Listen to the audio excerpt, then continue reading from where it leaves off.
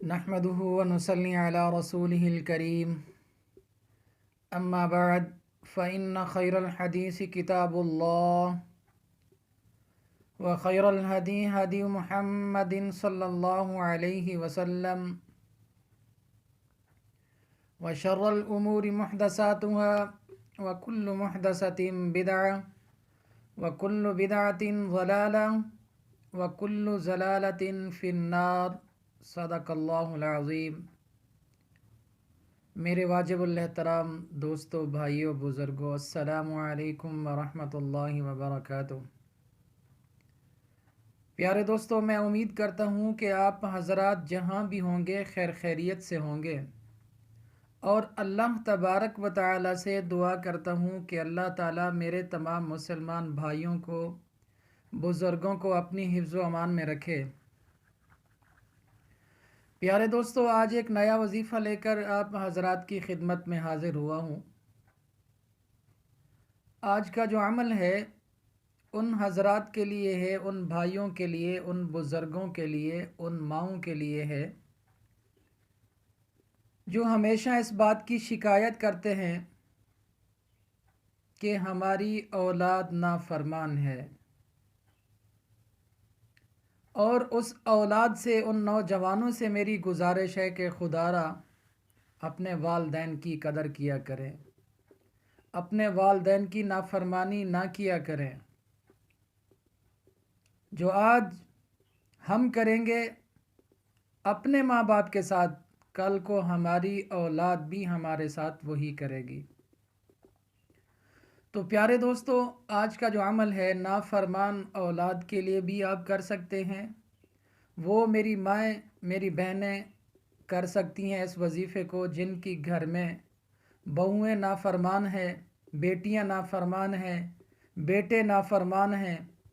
وہ میرے بھائی بھی اس وظیفے کو کر سکتے ہیں، جن کی بیوی نافرمان ہے وہ بھی اس وظیفے کو کر سکتے ہیں۔ پیارے دوستو، اب چلتے ہیں وظیفے کی طرف۔ اس وظیفے کی ترتیب پڑھنے کی کیا ہے، کون سا وظیفہ آپ نے پڑھنا ہے؟ سب سے پہلے آپ نے کوشش کرنی ہے کہ نماز کی پابندی کرنی ہے، نماز پابندی کے ساتھ پڑھنی ہے۔ اس کا پڑھنے کا جو وقت ہے، جو ٹائم بتایا گیا ہے وظیفے کا، وہ ہے بعد نماز مغرب۔ مغرب کی نماز کے بعد آپ اس کو پڑھیں گے تو انشاءاللہ اللہ تبارک و تعالی اس کے وظیفے کی برکت سے، اس کے پڑھنے کی برکت سے آپ کی اولاد کو آپ کا فرما بردار بنا دے گا۔ وظیفہ کون سا ہے؟ مغرب کی نماز کے بعد جیسے ہی آپ فارغ ہوتے ہیں، اگر مسجد میں، اگر میرا کوئی بھائی اس وظیفے کو پڑھ رہا ہے تو مسجد میں نماز پڑھ کر جیسے گھر پہنچے، پھر اس وظیفے کو گھر کے اندر بیٹھ کر، ایک جگہ بیٹھ کر پڑھے۔ سب سے پہلے 3 مرتبہ درود ابراہیمی پڑھنا ہے، جو نماز کے اندر درود پاک پڑھا جاتا ہے، اس درود پاک کو آپ نے پڑھنا ہے 3 مرتبہ۔ پھر آپ نے پڑھنا ہے اعوذ باللہ من الشیطان الرجیم بسم اللہ الرحمن الرحیم۔ ان 2 چیزوں کو آپ نے ساتھ ملا کر پڑھنا ہے 121 مرتبہ۔ اعوذ باللہ اور بسم اللہ، ان کو ایک ساتھ ہی ملا کر 121 مرتبہ پڑھنا ہے۔ پھر آخر میں 3 مرتبہ درود ابراہیمی پڑھنا ہے۔ جو بندہ آپ کا نافرمان ہے، آپ کی اولاد میں سے، آپ کے گھر میں سے کوئی بندہ اگر نافرمان ہے، موجود ہے تو اس کی طرف پھونک مار دو۔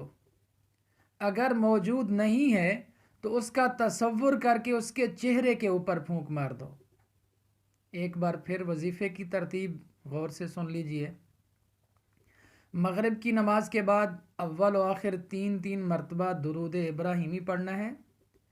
پھر اعوذ باللہ من الشیطان الرجیم بسم اللہ الرحمن الرحیم، ان دونوں کو ساتھ ملا کر 121 مرتبہ پڑھنا ہے۔